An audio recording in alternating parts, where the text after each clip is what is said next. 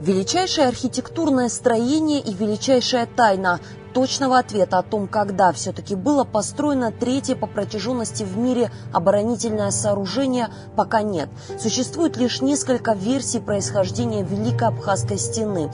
По одной из них грандиозное укрепительное сооружение было построено в 17 веке мигрельским князем Дадиани, который якобы планировал таким образом отгородиться от абхазов. Однако, по версии другого ученого, стена была построена вовсе не грузинами, а персами, и не в 17-м, а в VI веке. Попытаться поставить точку в этом вопросе и понять, кто же стоит за возникновением исторической постройки, а также определить ее датировку, решили молодые абхазские археологи.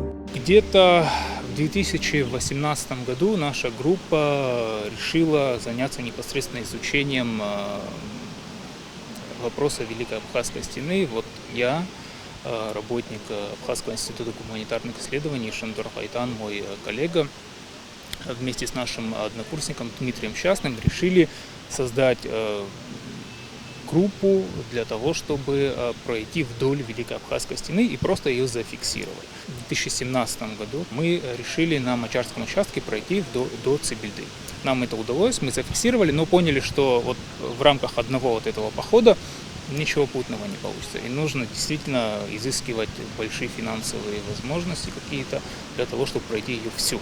Изыскать финансовую помощь молодые специалисты все же смогли. Поддержку оказал Общественный фонд развития Амшра. Тогда археологами-энтузиастами и был создан проект «Тайны Великой Абхазской стены», главной задачей которого стало полное исследование и уточнение даты исторической постройки. Наш поход начался 15 июня 2019 года. Это был первый наш выезд на Гулрычском районе. Мы прошли вдоль Мочарского участка, отметили все башни, которые имеются. И это было самым легким участком из того, что вот нам представилось. А потом были на самом деле большие сложности.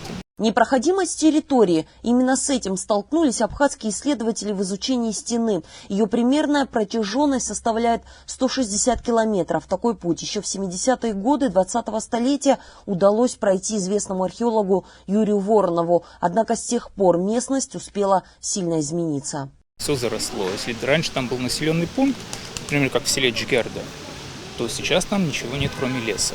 Вот мы были с местным жителем и нашим коллегой Гариком Анатольевичем Сангулия. И он рассказывал, вот здесь где-то дерево стоит, раньше был магазин, где мы покупали в детстве жвачки. То есть там уже ничего нет. Поэтому эти башни очень тяжело найти, а иной раз их нету. И у местных жителей, когда спрашиваешь, они говорят, да, действительно здесь башня была, но при моем дедушке. То есть потом в советское время прокладывали дорогу и стену вместе с башней снесли.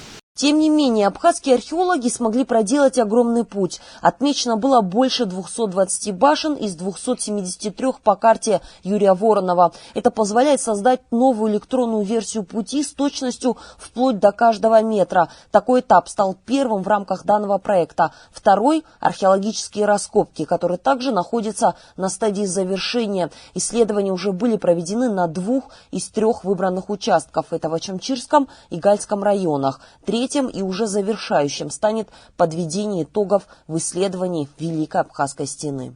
Самое важное то, что обязательно было пройти стену и зафиксировать ее от начала до конца. Почему? Потому что у исследователя не сложится объективности без прохождения этой стены. Мы все можем писать в кабинете там разные версии и так далее, однако то, что мы увидели, исследуя эти стены и башни Великой Абхазской стены непосредственно на поле, мы не смогли бы это сделать в кабинете. Я думаю, что уже к концу лета, надеюсь, уже порадуем всех и окончательно поставим точку в исследовании Великой Абхазской стены. Раскрывать первые итоги исследования Великой стены абхазские археологи пока не стали, однако становится ясно, в ближайшее время республику ждут грандиозные открытия в области истории.